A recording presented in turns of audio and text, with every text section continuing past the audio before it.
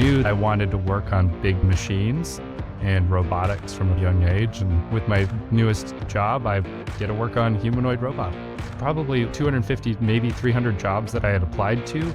I heard back from maybe 2 to 5% of them.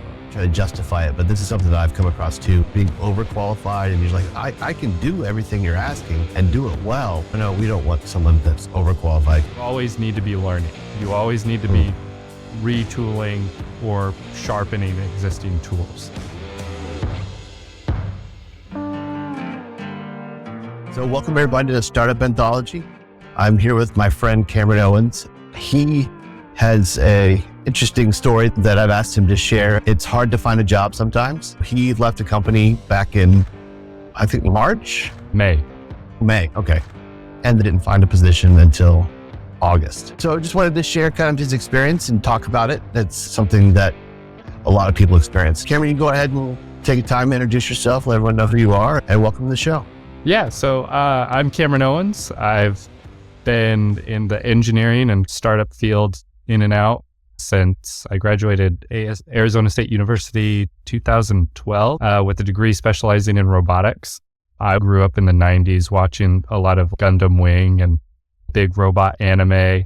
I knew I wanted to work on big machines and robotics from a young age. And with my newest job, I get to work on humanoid robotics. Oh, that's cool. Probably feel like a kid. Yeah. At my current role, a lot of the opportunities for robotics is very much like a green field. It's like a playground. We're experimenting and doing stuff. So it's a lot of fun. So I guess just jump into it. We worked together a little bit at a company here in town. Our time there kind of crossed over a little bit. I think we might have actually met once or twice in passing, but we had a lot of the same friends. I liked working there, but I came to a point where it's time to move on.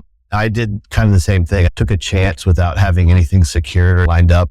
I wanted to talk to you more whenever I saw you leave. I wanted to see kind of like your thought process of not why you left, but the thought process to feel like it's okay to go and I'm just going to jump into the unknown, which is kind of a apprehensive, maybe anxious area. A little on the terrifying side as well. Yeah, a little more than just anxious.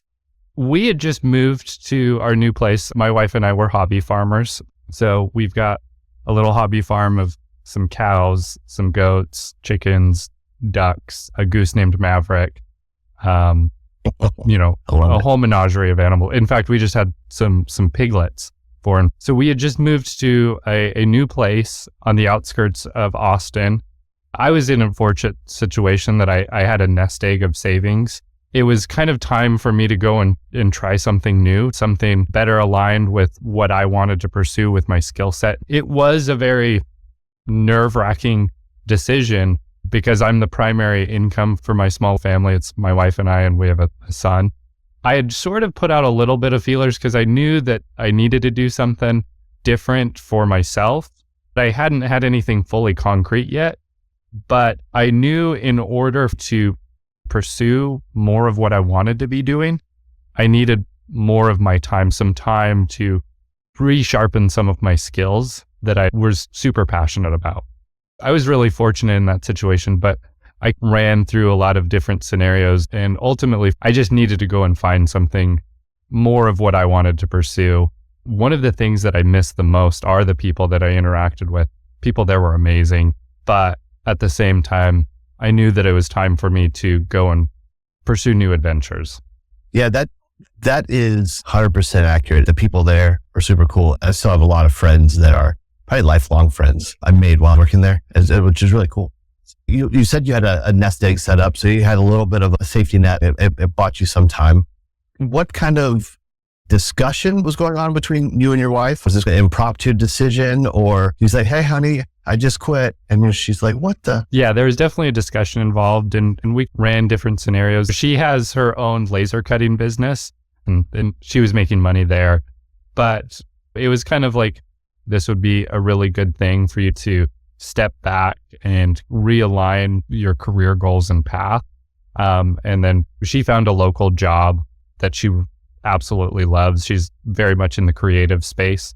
I guess it's true that opposites attract. Me being the engineer and she's the artist, we definitely complement each other's yin and yang. There was definitely a conversation going on the actual pulling the trigger on it, I told her that I really need to make this at this particular date. She was absolutely 100% supportive, just because we had that nest egg and she had her business. So there was a little supplemental income. That's interesting, because that whole dynamic of your relationship, because it's very similar in my family. And so it's interesting to see the yin and the yang. My wife really helped me out in the job search. It was, here's my resume, and then she would critique it, make it look good. Is that something similar? Yeah, there's that graphic. I'm not sure if you've seen it, where it I am engineer, but engineer's spelled wrong and then it's crossed out. And then it gets to the bottom and it just says good at math. She definitely was some help in that area, because I would have just put this in a raw text document where she said, no, this looks bad. Let me reformat it for you and stuff. And then kind of along that is I did a lot of A/B testing with my resume and stuff like that. So how did the search go? I know that we talked a little bit that you did, I think you said like 1,000 or more applications that were sent out. Yeah. So I think I applied to a total of somewhere around 300 different jobs. Okay. Well, I way overshot that. That's how I tell fish stories. Yeah. I caught a fish this big. It was huge. Yeah. Towards the end, it was starting to get overwhelming. My application locations, I was focused on Austin, and then I started to apply further and further away from Austin. Before I landed my recent job working on humanoid robotics, I got an offer from a place in Dallas as well as another place in San Antonio. But ultimately, a major driving factor was if I took those jobs, I would have to get an apartment or an extended stay or something along those lines, or be able to be at home so that I could see my son. That was a major driving factor. It was hard because shortly after I left, it was, who does the tax softwares? Intuit? Yeah. Yeah, Intuit had a giant layoff of 1,500 employees. And then a whole bunch of other tech companies had layoffs. Even National Instruments recently had a big layoff. I was competing with a lot of people that were laid off. It was hard. I would be on Monster and LinkedIn until probably 1:30 in the morning, finding things that matched my skill set.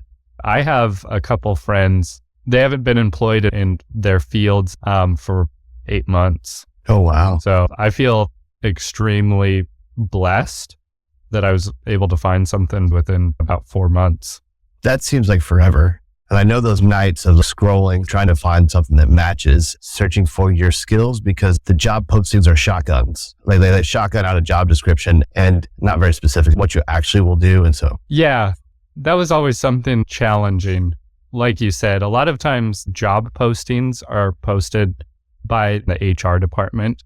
And so they'll have this massive list of requirements. They'll say something like looking for new college graduates or people entering the field, but then you scroll down and it's like must have 5+ years experience with some API. Well, that's not a new college grad. And then when you get into the interview, you find out they're actually looking for this very specific, unique skill set. And there was probably 2 interviews that I had like that. And although I'm familiar with it, I had to tell them I'm probably not the person that you're looking for.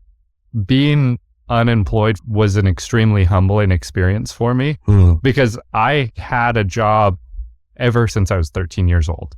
And so literally, like, I called my dad one day out of overwhelming frustration, needing somebody to talk to because my wife was working at the time with her new job.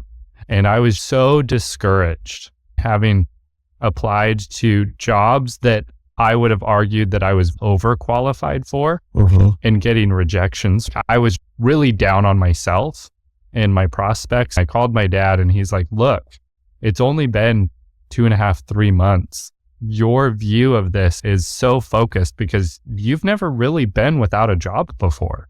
So that was a kind of like a humbling experience of being able to refocus, I guess, into perspective. Whether your goal was realistic or not, how long did you think it would take you to find a position? So I set internally, like in my head, probably about 2 months, just knowing certain companies' interview timelines. I had started several interviews with another company before I officially left, but yeah, like I didn't have anything firmly set in stone. I said, you know what? It's probably going to be about 2 months, maybe 3 at the most. My perspective was biased in the fact that I had always been able to find jobs relatively quickly because of my skill set and things like that. So that's why I was very ambitious in the notion that, oh yeah, like 2 months, totally. I'll be someplace new, taking on new problems and things. That's how much time I allocated. In leaving, I was very excited at the prospect of being able to spend time with my son, because when he was born, I was at a company that had a phenomenal paternity leave package, but I didn't really take it because we were a small team. And this was during COVID. So I was working from home. So I rationalized, I'll just take it later. That was something I was really looking forward to, as well as some time to sharpen my skills in other areas. I did see that while you were in between those 2 positions, you did a lot of trainings and accomplished a lot of things that I was keeping track of on LinkedIn, which is awesome. I mean, you took advantage of the free time instead of just scrolling Monster Indeed for many, many hours trying to find something. That was part of what helped me keep my sanity, because if there was some periods where all I did all day, every day was just scrolling and applying to jobs, that was really emotionally draining. Out of probably 250, maybe 300 jobs that I had applied to, I heard back from maybe 2 to 5% of them. Wow. Okay. And a lot of them were rejections. That was part of the devastatingness of it. I would apply to so many things and I would hear back from a small percentage of them, but so many of them, it was like sending something out into the void.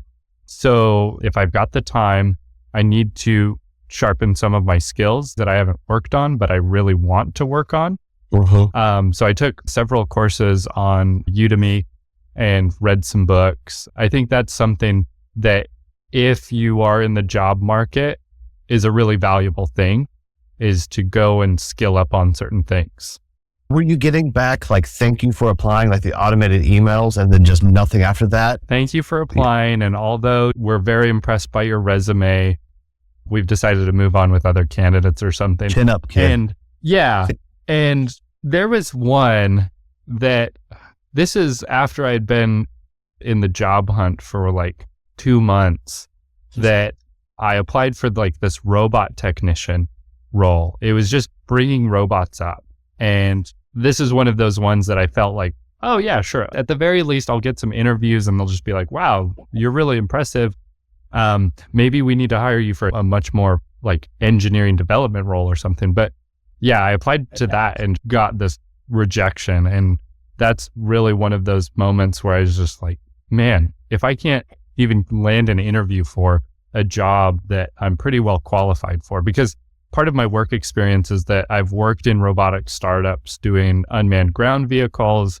I worked in the wafer handling business for the semiconductor industry. So I've done core software development for really big projects and managing that project, everything from initial software development and software and controls all the way to final validation and testing.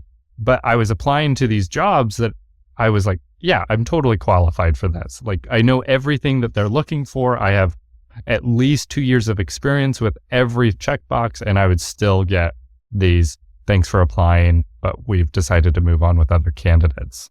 And I'm not trying to justify it, but this is something that I've come across too, is like being overqualified, and you're like, I can do everything you're asking and do it well, but no, we don't want someone that's overqualified, because you'll get bored and you'll want to leave soon, and we're going to invest so much time in you. And it's just like, yeah, but I need to eat and pay my mortgage. Yeah. And so it's like, yeah, it's like, I will do whatever. Yeah. And it's like, you have a job, I can fulfill that job. Like, yeah. What's the holdup with you guys? And I had good proven work experience of being at places for extended periods of time. That was always like in the back of my head of, I'm not a person that gets bored real easily. Is usually wherever I'm in a role, I find new things to then build on top of the existing workflow. So all of that was just really discouraging, but there was a lot of things that I tried to do, like taking courses online to pull myself out of not just overwhelming despair. Did your personal or professional network help out in moving beyond the thanks for applying to getting actually interviewed in person, or is it just? Yeah. So we talked about, my wife helped me with reformatting my resume, but another thing that I did is I reached out to a lot of my friends at companies that I had worked for before that were in senior roles. And I said, hey, can you just look over my resume? Is there something in here that you think I should either take out, or should I emphasize this more, or whatever? No. So yeah, there was a lot of that. One of the companies that I've worked at before, they tried to open up a rec for me to like bring me back on. So I was putting feelers out through my network to get recommendations or referrals. That's one of the great things about working in a startup, is those personal connections that you make with a lot of people, as you build real strong friendships. And of those friendships, several people would just text me of like, hey, I know you're still looking. I'm here for you if you ever need to talk. How many startups have you worked at officially? 3? Or yeah. 4? Okay. Three now, including where I'm at. Okay. How did you get into a startup to begin with? Like, what was your first role? Yeah. So my first job out of college was for this little company called Robotics. And I found them because I had lived in North Carolina for a couple of years before graduating college, and really love the state of North Carolina. You have the mountains in Asheville, and you can go to the beach.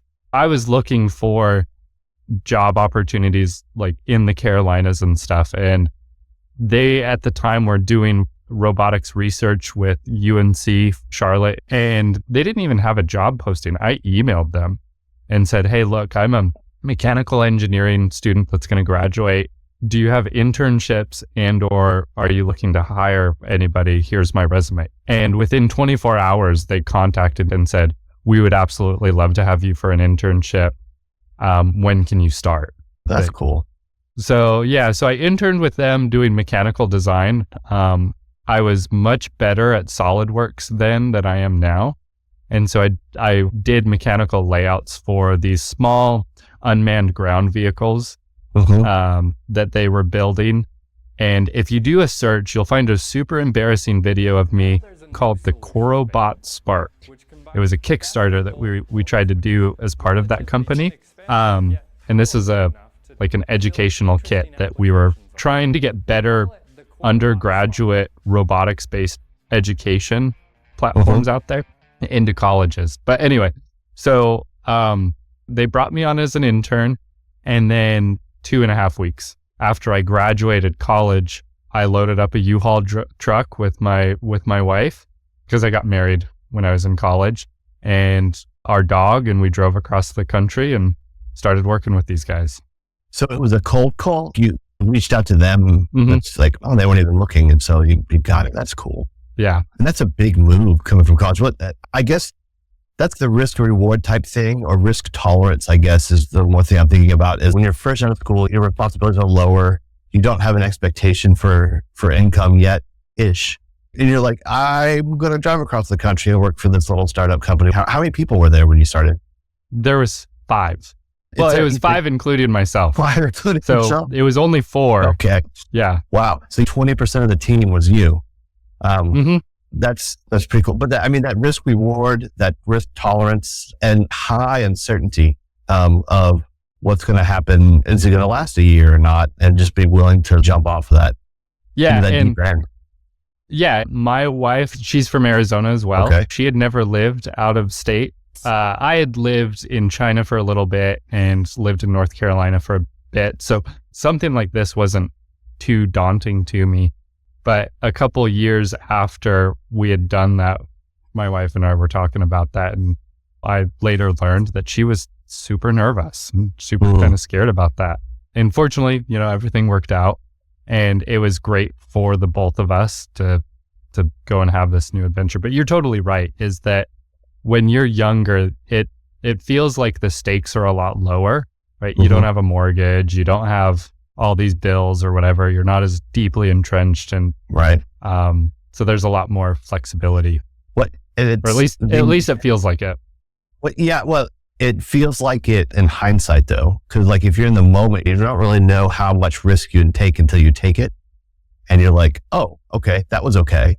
Maybe I can push myself a little bit further, but you don't really know. It's more of a hindsight's always 20/20, and to kind of see that you don't really know what you're getting yourself into. So from there, you started Coreware and you moved from North Carolina back west. Yeah. So as part of that job, when I worked for him, the robot operating system, ROS, for those that know about it, was still very new. It had been around for a couple of years, and the field of robotics was very far from where it is today, it in its infancy. And so we were doing work with UNC, and then we started doing a lot more work with Texas A&M. We started doing some development of drone platforms and more advanced ground vehicles. And a professor at Texas A&M, who she specialized in search and rescue robotics, wanted to do more work with us of building and designing stuff. So several of us decided, hey, we should move to Austin if we're going to be doing work with Texas A&M. They had decided Austin because I guess College Station, Bryan, Texas is too small. And it would be better to be in Austin. And when I say we, really, it was just me at the time, moved to Austin. I had an office in tech shop because I was CNCing and milling and making a lot of our own parts. As a startup, that was one of the things that I said, we could reduce our costs if we make our own parts, because we were sending them to some pretty high-end machine shops. And because we were doing onesie, twosie stuff, we weren't really even their most important customer. So our stuff was always at the bottom of the list of priority. I said, you know what, I know how to run a CNC machine. I know how to 3D print. I know how to do all of this. Like, I can make these parts if I'm here in tech shop that has the tools for me to use. Okay. Well, that makes sense. So yeah, so we moved here. And then, by being here in Austin, I got pretty involved with the maker community, obviously being at tech shop. And I made some really good friends there by hosting some robotics meetups and stuff. Well, then following your trajectory, you moved from there to more of a corporate world. So your first job out of college was a startup, took that big chance. And then your next job was the traditional corporate world. What was that transition like? It was kind of a little rough because I was used to a much flatter kind of organization structure. But obviously when you're in a big company, there's a little bit more of a hierarchy. And I was just used to saying, oh, here's a problem. Like, let me go directly to the manager of this thing that has this problem. Let me talk to them specifically. And so there was some adjusting that I went through. But the way that I ended up at Applied Materials is through a friend that I made at Tech Shop. And he, through robotics meetups, he knew that I was really into Python. I knew about ZMQ, which is a library. He and I became really good friends. I didn't know that he was actually forming a group within the semiconductor business that used all of these tools, kind of doing a lot of the same things. And so he said, yeah, you should come work with us. So that's how I ended up there. And fortunately, I ended up making really good connections with who was my manager at that time. So that transition of going from startup world to corporate world was a little bit smoother. But it was like going from a very ultra fast paced thing to slamming on your brakes. Yeah, that small incremental changes are great in corporate world where you want the big step changes in the startup world. Yes. Yeah. Yeah. That was kind of one of the things that was always in my heart. I really enjoyed it in the semiconductor industry, but that was always my thing, that talking to my managers of things aren't moving fast enough. Why don't we take more risk? Everybody here is so risk averse. Nothing ever changes. I mean, there's a personality type that fits startups better. I mean, it's just the tolerance to risk is higher. Like even at a younger age, straight out of college, we don't have much responsibility. I know this risk tolerance I have is roughly this big. And so people that haven't done that, it's really hard to communicate to them. It's like, well, why don't we just do this? If it doesn't work, well, dang, we'll go and do the next thing, Yeah. And that is really probably one of the thing that I took the most from working at a bigger company is a little bit more perspective on thinking more down the path of what the risks are. Because like you said, in the startup world, it's easy to have really fast knee-jerk reactions to something instead of saying, well, if we do change this thing, are we throwing the baby out with the bathwater? Okay, well, what else does it change? Whereas sometimes people are just like, change it now. Yeah. I have a friend of mine, for instance, he's a project manager and he does change management. And so he's always talking about the change management process and giving me the inside scoop of how that works. I mean, just having to get that buy-in, get that changing, because the corporations are so much bigger. There's a lot of momentum moving with a process. And then to change something, that means you got to stop that momentum. You got to change direction and then restart it up again. And so that's something that startups don't necessarily have to face because there's not much momentum. And by momentum, I mean team size that's there to change direction. Yeah. There's a lot less inertia. There you go. That's a good term. That's exactly right. So from there, from applied to Icon, back into that startup world again. And then from there, you're now at Apptronic. Okay. So getting into Apptronic, was that like a cold application or did you know someone there that kind of helped you get in the door to know who to talk to? I didn't know anybody directly there. I had applied to one of their jobs and I think I had applied directly through their website, but there are other people that work there that are former Iconics. So I think that was something that helped me. But I had just cold applied. And one of the things that I think was really beneficial that kind of helped me stand out is one, I adjusted my LinkedIn, like my header and some of the things. I started posting more, putting little posts out there about technologies that I wanted to work on, but it was from the perspective of like, hey, I'm playing around with this and I learned this thing, or if you don't do this type of thing, I recommend that you adopt this practice or whatever. So I really started to like cater my LinkedIn towards things that a recruiter from, a robotics company would be able to pull it up and say, oh, okay, yeah, this person is already doing a lot of the same things that we're doing now. And then on top of that, I did A/B testing with my resumes. Because I was applying to so many places, I would use one version, another version of my resume, and I would gauge, is my resume effective based upon, well, did I get like a rejection? Like, did I get any feedback? And with some places that you applied, you can see if a recruiter has seen it.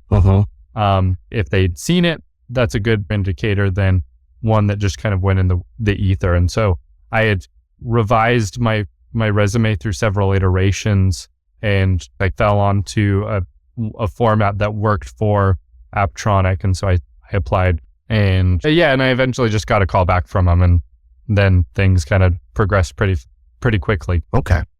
Did you A/B test like your applications? So if you would apply through a job board or posting versus applying through the company's direct website?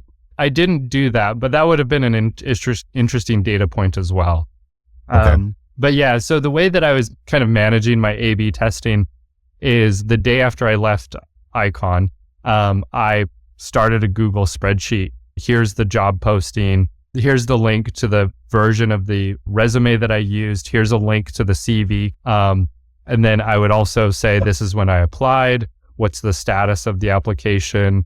There was a column for like the date when the recruiter would look at it. So I was trying to keep track of a lot of metrics for these resumes so that I could say, okay, this one seems to be working better than this one. Okay, let's get rid of this one. Let's introduce a minor change off of the one that's working now. But yeah, that spreadsheet kind of became pretty big, but that was really helpful in just keeping track of where I had applied to and stuff. That's really interesting. And very engineering on doing that type of testing to see what change would affect the outcome and then hypothesize and maybe change this and see what the outcome is. That's really actually a really interesting approach to it, because at least for me in my past, every time I've applied to a job, for me, it's been like an emotional thing attached with it, because, you're sitting out a resume and you want them to like you, right? It's like being picked for the sports It's like, team. pick me. Yeah. And so I never had a good way of distinguishing, no, it's not me that they like or don't like. It's my experience and then whatever's on that paper.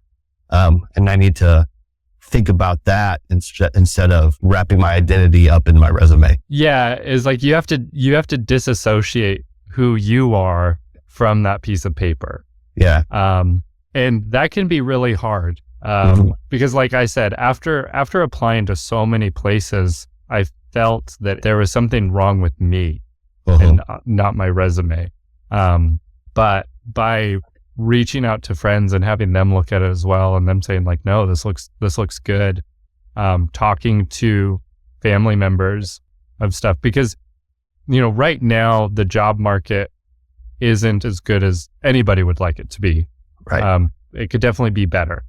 But it could also be worse. Oh, it could be astronomically worse. But with like recent layoffs, especially like I think the tech industry is one that's being hit real hard, because there's a lot of hype around large language models and AI, thinking, you can replace so many of these jobs or whatever. So for tech, it's really hard, but just kind of important to put things into perspective. When you did your first application, you sent your resume out and you got a response back. What was that thought process in that first one, you did that first interview that kind of moved on to the, second or third stage? Definitely did some happy dance, Yeah. like I was, if I got even just positive feedback, I, would salute myself and do a little happy dance. And, it definitely made me feel like, okay, there's hope. Okay, you're telling me I've got a chance. Right. Definitely, it's like the light at the end of the tunnel starts to peek out. For me, at that time, it's always like, is that a train or is that the end of the tunnel? And so it's like, we'll find out. Yeah. Or is it somebody, coming the other direction? Right. In the tunnel with a flashlight. Yeah. So during this whole process, what 3 lessons that you learned specifically in doing all this? Yeah. One, keep things in perspective. Stephen R. Covey in 7 Habits for Highly Effective People talks about this, right? Is perception may not match reality. Everybody has a slightly biased perspective. And so doing things that help you keep and maintain your perspective is really good. What did you do to maintain your perspective? Yeah. Talking to a lot of people. I took a lot of courses online. I got a gym membership and I was going to the gym regularly, just have some sort of outlet to do something. And then I tried to say, you know what, I'm getting a lot of time back with my son on things. So yes, it may be costing me the time of being at work, but this is time that I won't ever get back. Oh, yeah. What's some other ones? You said being grounded. So another thing is I really started to value when you're in a job, at least for me, it's really easy to get lost looking at the trees and not being able to see the forest. Mm-hmm. And so there were certain technical skills that I had allowed to get rusty. And it, when you're in the trenches and you're solving problems and stuff, it's sometimes hard to say, step back and, you know what, let me go sharpen this tool. It's definitely helped me realize that in being able to have that time to go and sharpen tools. So regardless of like, if you're looking for a job or anything, you always need to be learning. You always need to be retooling or sharpening existing tools. So that was like, I would say is another pretty valuable lesson that I learned. So you got stay grounded, always keep learning. Anything else that you learned in this job change, job search? The perception of time. Oh, that's a good one. So because I wasn't working, and so I would submit an application, and if somebody didn't respond to it like within 24, maybe 36 or even 48 hours, I was like, well, they must not like me. But the reality is, like, I kept on having to remind myself, wait a second, the person collecting all of these interviews, they've got meetings during the week. They have whatever, right? They're not going to immediately jump on stuff. So for me, because I wasn't working, time moved incredibly slow. And coming from the startup world where things are just so fast paced that you show up at work at say 7:30 in the morning, and before when you look up, it's already 8 p.m. at night, right? That was kind of hard. Is wait a second, recalibrate your clock. Okay, speaking of that leads me to one little thing I want to pull on. So leaving the startup world and from WorldWare and going to Applied Materials, and then back in the startup world, seeing that difference. In the startup world, work at a certain velocity that other people don't work at. And you get to a place, like I noticed this when I was starting my new job, people work a whole lot slower than what I was used to. And it was super frustrating to try to, reel myself back and then try to help motivate them to move forward. So can we kind of meet in the middle? And that's exactly what you're talking about, right? Is that you're used to working at this certain pace. It's like time warp, and then no one else is. How'd you get that frustration? Yeah. Part of it is that I would schedule my day to have other tasks to like kind of just keep me off of thinking, okay, I submitted my resume to him 2 hours ago. Why don't I have an email? Why don't I have a callback? Right? It was like, no, go and do something. Like keep yourself distracted. Because coming from a startup where things were moving at a really high velocity and then suddenly you're not working you have that expectation that I emailed this person 2 hours ago. Why have they not scheduled my next interview? So there was that, is like, I would go and say, no, this block of time, I'm going to go to the public library, even though I didn't need to. I would drive to the public library, work on a class or something. And from there I'd go to the gym.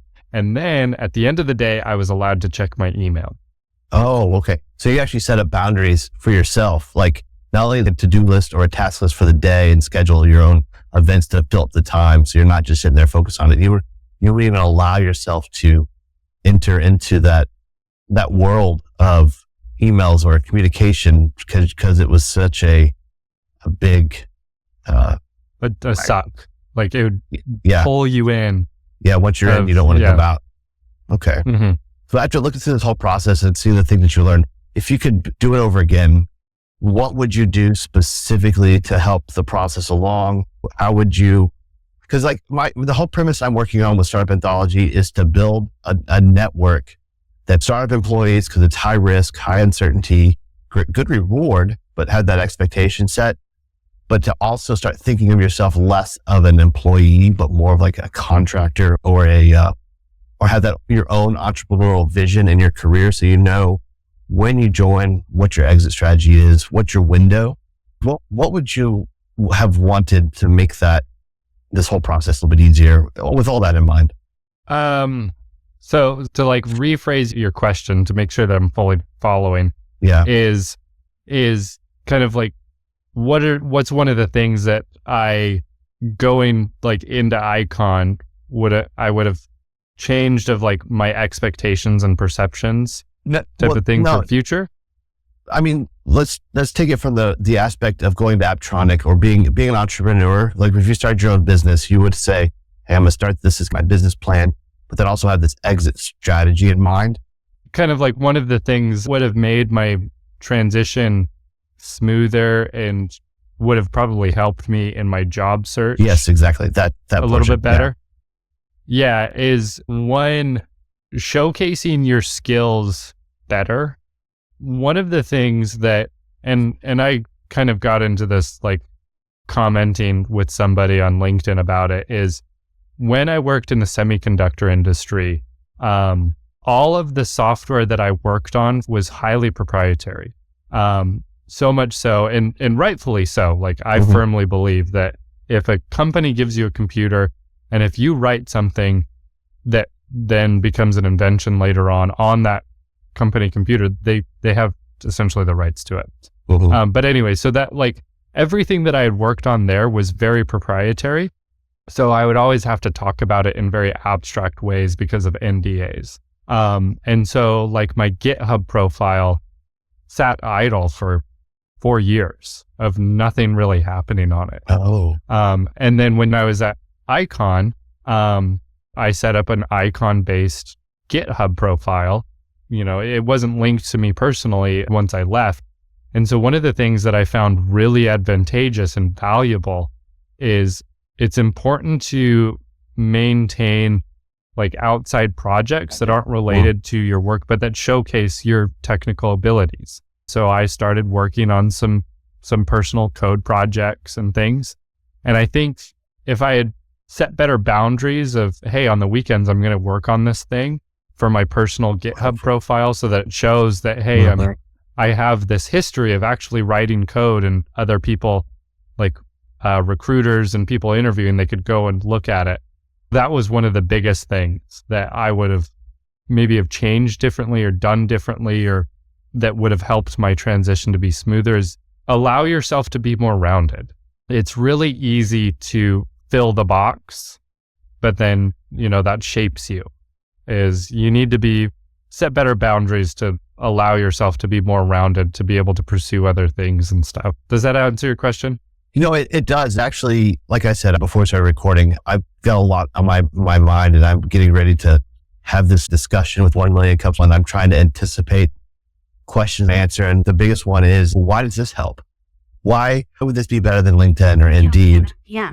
Or, hold on, Siri's talking. Dang it, I forgot to put that on not disturb. Well, with Startup Anthology, so you left Icon shortly before I did, and you posted and one of the things that I've really enjoyed about this podcast is, one, it gives those kind of in a startup world perspective of, you're not the only one that runs into this problem, or the only person that it kind of validates a lot of your journey, and validates that, I'm not doing something crazy. I'm not doing something, there are other people that are taking these risks like me.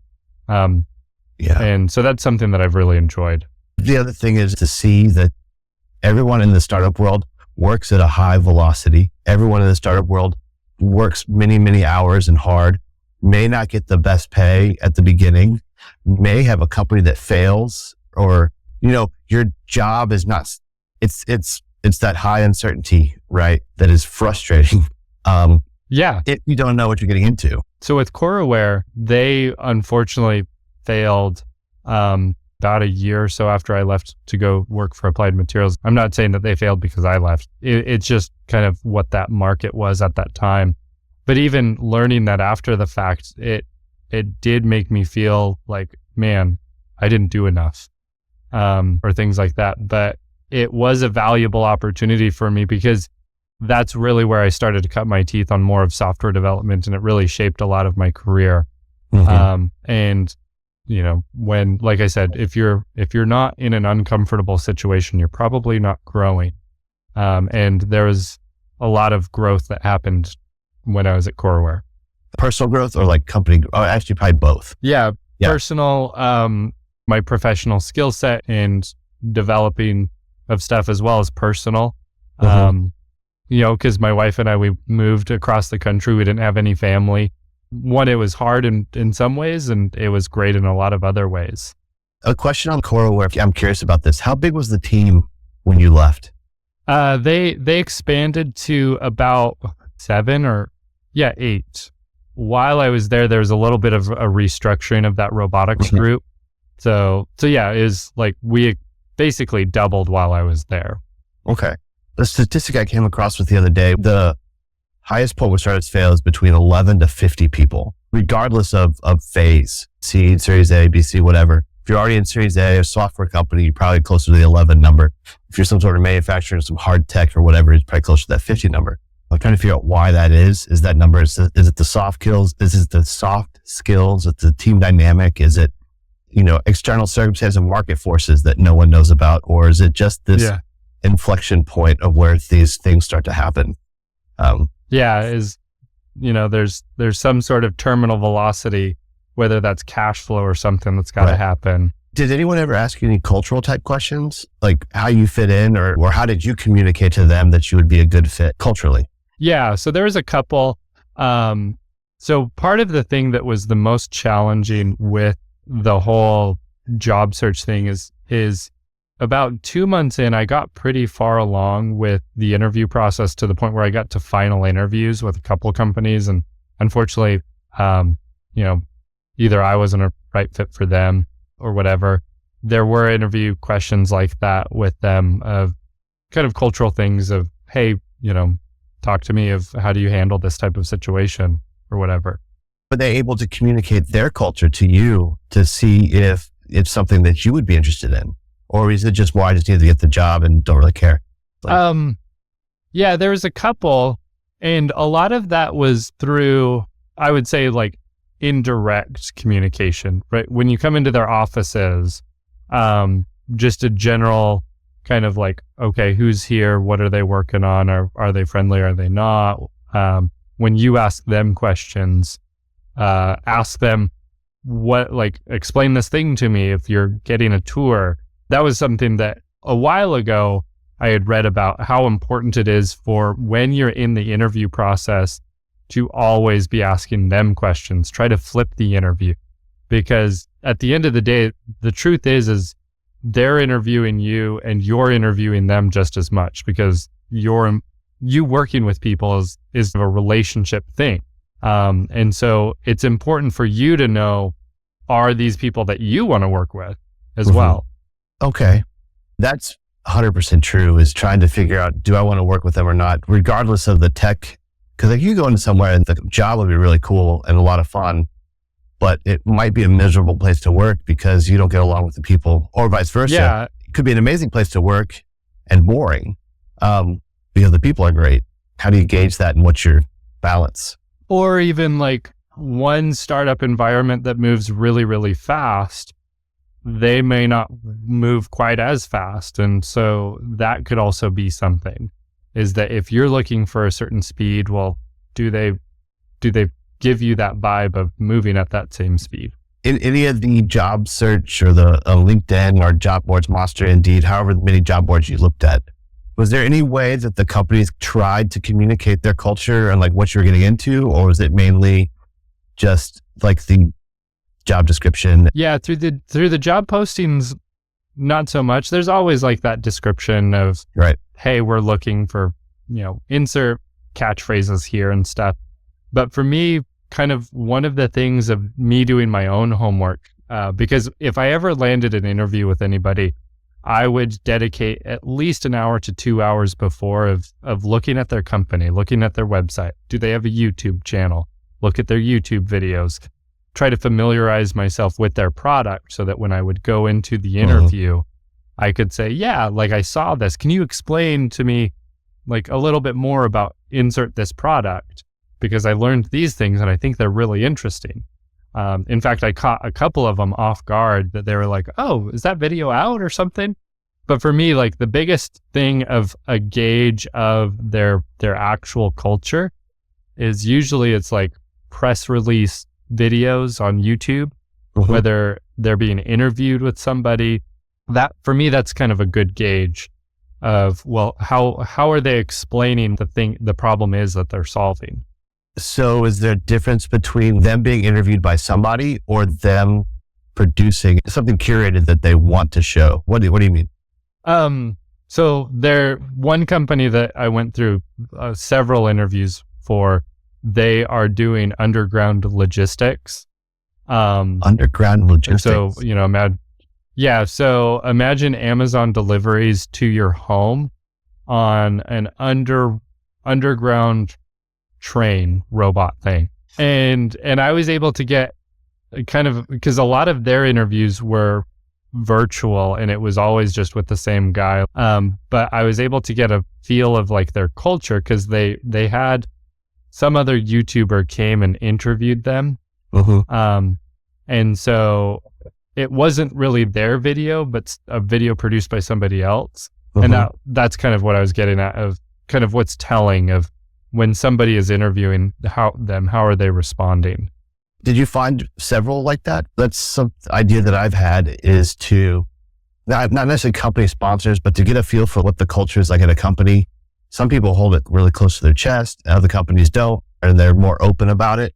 That was helpful. Is that interesting? Did you come across anything else like that? Yeah, there was one company in San Antonio that I had interviewed with, but yeah, like I found that pretty kind of insightful.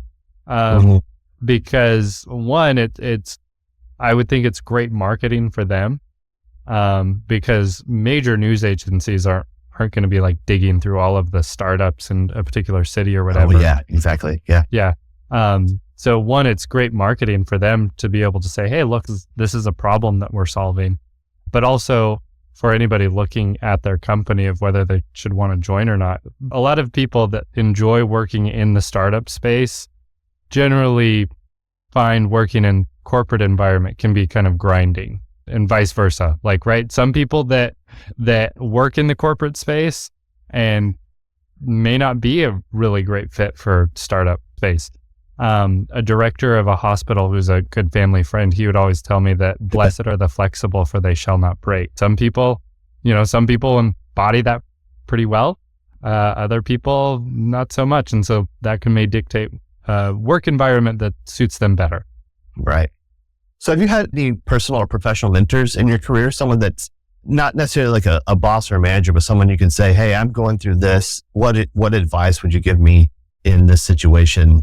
My manager that I had working in the semiconductor industry, he's somebody that, like, there are certain things that we are diametrically opposed on outside of work. But like, I would literally take a bullet for this guy because like when you can be friends with somebody despite certain disagreements on certain things, like, that is the truest form of friendship, in my opinion. That is 100% open-mindedness, what the world wants, and that's it right there. Yeah. Right. Is like, I feel, without like getting too much into anything, there are far too many people that cut other people off just because they disagree with them. Exactly. We can stop there. That's great. Yeah. And so, like, my previous manager, we call each other up, from time to time and just talk to each other of like, hey, like, we don't work with each other, but he has a couple grandkids, and so like I'll send him photos of Miles every now and then. So he was, I would argue, pretty instrumental of helping me better hone certain skills that have benefited me when I was in this space. Obviously my parents are and my spouse. For me, it's kind of hard to differentiate like a more of a mentor role versus like a very well-caring peer, right? So I stay in touch with a lot of friends. I think that one and the same. A mentor doesn't have to be, advanced in age or older, right? It doesn't have to be someone who's more senior in your role. It could be your peer that has gone through a situation that offers advice and wisdom. My mentor, we weren't in the same hierarchy structure at work or anything. And I was just like so overwhelmed with work, period. And being a startup, this is my first startup ever. And he drove by on his bike one day and it's like, he's got his stuff together. Let me go talk to him. And so we actually met every other week for like 4 years. Where you are now in your life, what advice would you have wanted someone to tell you when you were younger? Like first getting into startups, your career, college, just like, what would you have told your younger self that would help you now? Don't be in such a rush to reach the destination. Okay. Right. Don't confuse the journey for the destination. So if, I'm not sure if you read much fantasy, but there's a book series by Brandon Sanderson, is really good. And in there, there's a saying is enjoy the journey more. I'm the type of person that just always feels that I'm always behind. And so I don't appreciate the journey enough. And that was one thing that this job search, as I talked about time and my perception of time needed to be fixed, is enjoy more of that journey. That's interesting.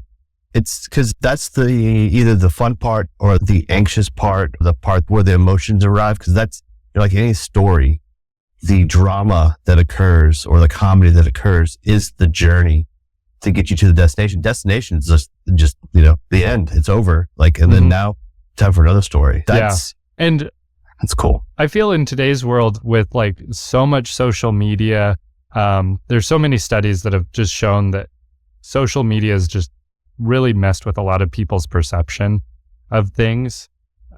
People are too focused on the destination of like, oh, if I just had this job title, or, oh, if I had this thing, then that would be so much better. Well, enjoy the process of getting to that point. So, having the hobby farm has definitely kind of helped with that too, is it's a good change of We've gears. only mentioned a little bit, and we've only mentioned a little bit. That's high up on my list of things to talk about, because you have cows, you have ducks, you have piglets, you have goats, you have probably a lot of other things. Yeah. So like right now I'm looking at my cows. So last week we just had a new calf born. We call him Marbles because when we go to put the animals up, we can never find him. So we just assume that we've lost our marbles. Right. Okay. But yeah, so we've got miniature cows. Then we have goats. We have ducks. Ducks are my favorite. They're the funniest animals. And then a goose named Maverick because I like Top Gun. And then we have pigs, and we just had about a week and a half, 2 weeks ago, we had piglets born. And then a whole bunch of chickens. And the most recent addition were turkeys. And then yesterday we rescued 2 Great Pyrenees. Did you really? Are you using them on the farm? Yeah, so we've got a Pyrenee she's a house dog pretty much. We put her out to work, but for the 15 acres and all that we've got going on, it just was too much for just her. And so we found 2 male Great Pyrenees that are like 3 or 4 years old that are livestock guardian dogs. We picked them both up yesterday. I worked for a lady repairing her fences. She had pygmy goats. I got introduced to Great Pyrenees, and she had 2 Great Pyrenees. The first one they got, they didn't realize how you don't treat it like a family dog. And so they had it in the house, and the thing would not watch the goats at all. And then the next one they had was that livestock guardian dog. And she was still friendly. She'd come up and let you pet her and stuff like that. But she was a goat, and she, took care of them, and she killed a couple coyotes, like ruthlessly killed a bunch of coyotes. And I was just like in awe of those dogs ever since. Yeah. So we got our first Great Pyrenees when my son was 2 months old. And I was legitimately terrified of having that dog in my house. I grew up with a pit bull in the family. It was very well trained and very well socialized. But I was legit terrified of this dog because it was such an unknown. The way that she ended up in our lives is there's the Great Pyrenees Rescue of Texas. And they knew that we were looking for a livestock guardian dog. And Moya is her name. So if, why can't I think of the sci-fi reference? It's the organic ship that's flying through space, that Farscape. The ship was named Moya. And so we named her Moya. Anyway, she showed up on somebody's farm, and they picked her up and they said, "Hey, we've got this livestock guardian for you. We're on your way to your house. We'll be there in 30 minutes. And it was like, oh, okay. I've got this 2-month in this house. Because if you're not familiar with the Great Pyrenees, these dogs are massive. They have just as much bite force as a pit bull, and their teeth are bigger. Like they could legit kill you in your sleep. So I was just terrified. But the reality is to people, they are just big teddy bears. They are so cuddly. They love attention. I don't think I've ever met a Great Pyr that was me. You don't want to socialize them too much with humans. Otherwise you'll become a part of their pack, right? Yeah. And you want them to socialize with the animals so that those animals become a part of their pack. It's crazy how dynamic they're, like, what's the word? Not resilient, but reliable. And they're remarkable animals. They wouldn't hurt a fly unless you tried to pick on their family or their pack. Yeah. They are super sweet to everything around them. But the moment there's some sort of predator or something, it can be a little scary because they're big dogs. Now I'm jealous now, man. You have a hobby farm, and then you have 2 Great Pyrenees. I've been trying to convince my wife to get one. We have a lot of land for the city. We have almost half an acre. In Austin, that's respectable. Well, you should come out to the farm sometime. Actually, I was going to ask you if my wife was like, I want to go hug the pigs and the goats and the small cows. I will text you some photos that will then, your wife will just be like, oh my gosh, we're going there tomorrow. I really appreciate you saying yes. We didn't know each other while we were at Icon closely, but we have a lot of the same friends. Yeah, super great people. Really, thanks a lot for being on. Books. You mentioned Stephen Covey's book. Do you have any others that have you read that has helped you? Technical or non-technical? I guess like business related or, okay. So, hold on. For a technical book, I am infatuated with this Addison Wesley professional computing series. It's an oldie. So I'm reading Effective C++, the third edition. Really good book. And then business related as well. I'm a big fan of Jocko Willink. For those that don't know him, podcaster. He's a former naval commander. And he wrote a couple books. The Dichotomy of Leadership is one of the most perspective changing books on just business in general for me, because it's written for people who are more in managerial roles, but it's just as valuable of a read for a subordinate to better understand the challenges that a manager faces as well. So the Dichotomy of Leadership is a follow-up for Extreme Ownership, which is another phenomenal book. But yeah, it's probably one of the best books that I've ever read just in the business area. And then for fun, I'm reading The Peripheral by William Gibson. Oh, awesome. Thanks again for coming on. I really appreciate your time and sharing just a little bit of the journey that you had going through this job search. I wish you luck with your current role, just to see how it goes. Sharing this information and this insight is super valuable and super helpful. And it's going to be helpful to other people as well. Yeah. So that was actually kind of a motivation for me for doing this. You know, obviously you're a super cool guy and I've enjoyed being a listener of your podcast. But I've talked a lot with a couple of my other friends and that are still not employed. So they're doing side hustles, but like the major parting shot is to anybody that's like looking and unemployed, like don't give up, reach out to those around you, know that there are people that certainly been in your shoes, maybe not for as long as you have, but reach out to those around you.